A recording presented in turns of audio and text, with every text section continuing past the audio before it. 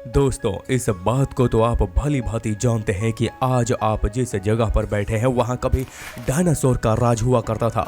वही डायनासोर जो आकार में इतने बड़े हुआ करते थे कि उनके चलने भर से ही धरती हिल जाया करती थी।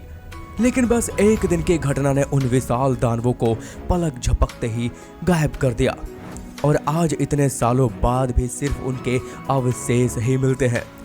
दोस्तों, अब यह बात तो आपको पता ही होगी कि पृथ्वी पर एक उल्का पिंड गिरने से डायनासोर का अंत हुआ था। लेकिन क्या आपको पता है कि उस समय जब उल्का पिंड पृथ्वी से टकराया था तब क्या क्या घटनाएं हुई थी और इस पृथ्वी का सबसे बुद्धिमान माने जाने वाला यानी कि हम मनुष्य उस वक्त कहाँ थे? अगर यह सब सवाल आपके जहन में आ रहे हैं तो आपको हमारी आज की इस वीडियो को एंड तक जरूर देखनी चाहिए, क्योंकि आज हम इस वीडियो के जरिए पृथ्वी पर डायनासोर के अंत होने और इंसानों की नई सभ्यता के बसने की पूरी कहानी को सिलसिलेवार तरीके से बताने वाले हैं। लेकिन उससे पहले अगर आप हमारे चैनल पर नए हैं तो हमारे चैनल को सब्सक्राइब करके बेल आइकन जरूर दबा लें ताकि आगे आने वाली हमारी कोई भी वीडियो आपसे कभी मिस ना हो सके। तो चलिए वीडियो को शुरू करते हैं। आज से 65 मिलियन साल यानी कि 6 करोड़ 50 लाख साल पहले वह दिन भी डायनासोर के लिए आम दिनों की तरह ही था। लेकिन उनके आखिरी दिन की इस घटना की तैयारी 10 करोड़ साल पहले ही हो चुकी थी। 10 करोड़ साल पहले एक विशाल उल्का पिंड जो अनंत अंतरिक्ष से आ रहा था वह 20 करोड़ मिली प्रति घंटे की रफ्तार से मंगल और बृहस्पति की कक्ष में घूम रहे एक विशाल उल्का पिंड से जा टकराता है, जिससे उस उल्का पिंड की दिशा बदल जाती है और अब यह उल्का पिंड दिशाहीन होकर 100 मील प्रति घंटे की रफ्तार से सीधे पृथ्वी की ओर बढ़ रहा था। एक संभावना यह भी थी कि जब यह उल्का पिंड पृथ्वी से 3,84,000 किलोमीटर की दूरी पर था तब यह चंद्रमा से जाकर टकरा सकता था, लेकिन ऐसा नहीं हुआ और यह 2 ट्रिलियन मैट्रिक टन के वजन वाला उल्का पिंड सीधे पृथ्वी के वायुमंडल में प्रवेश कर गया।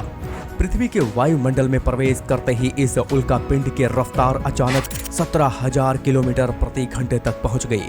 इसकी रफ्तार इतनी ज्यादा थी कि इसने केवल 4 मिनट में ही पूरे अटलांटिक महासागर को पार कर लिया। और जैसे जैसे यह उल्का पिंड पृथ्वी में दाखिल हो रहा था पृथ्वी के वायुमंडल के घर्षण के कारण यह एक आग के गोले में तब्दील होता जा रहा था। उस आग के गोले की चमक इतनी अधिक थी कि पृथ्वी में दाखिल होने से पहले ही जिस भी जीव की नजर उस पर पड़ी वह अंधा हो गया। कुछ देर बाद यह एस्टेरॉयड मैक्सिको की खाड़ी के पास टकराता है और इसके प्रभाव से 35,000 डिग्री सेल्सियस वाला एक महाविस्फोट होता है, जिसने आसपास के कई किलोमीटर के मेटल्स को अंतरिक्ष में उछाल कर पहुंचा दिया था।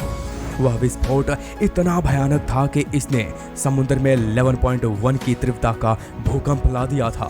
सभी ज्वालामुखी सक्रिय हो गए।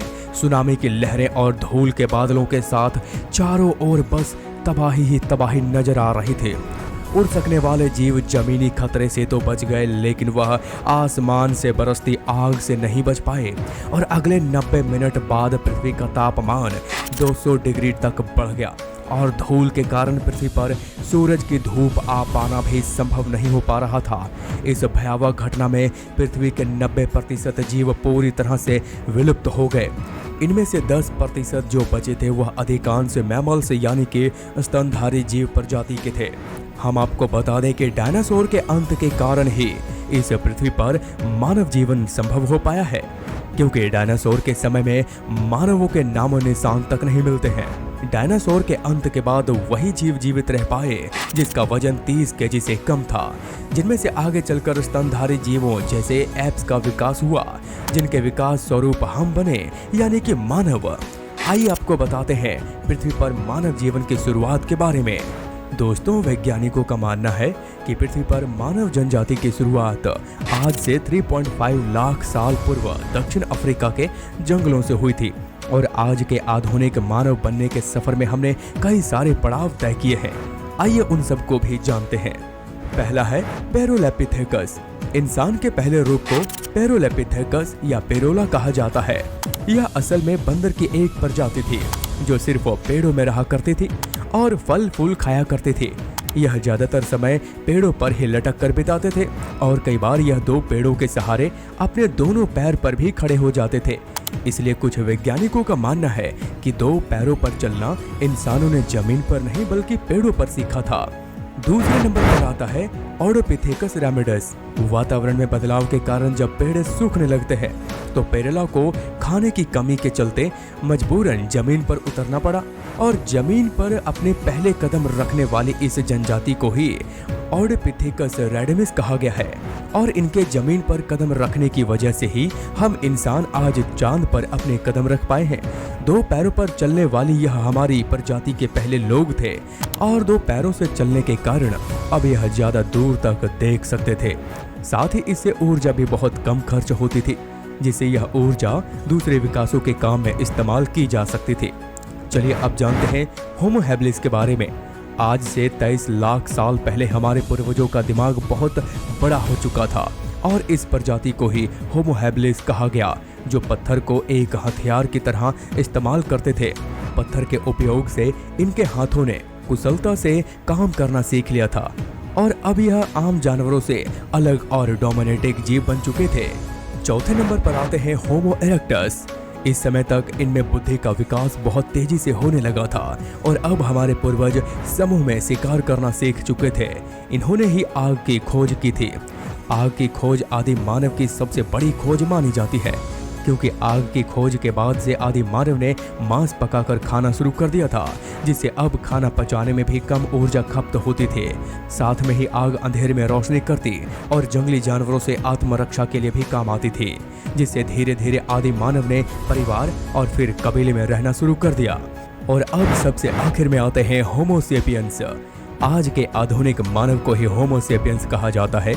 इस रूप में आने तक मानव ने बोलना, लिखना, समाज बसाना सब कुछ सीख लिया था और यही कारण है कि आज हम होमो सेपियंस पूरी पृथ्वी पर मौजूद हैं। तो दोस्तों, हम आशा करते हैं कि आपको डायनासोर के अंत और मानव जनजाति के जन्म से जुड़ी यह वीडियो आपको जरूर पसंद आई होगी।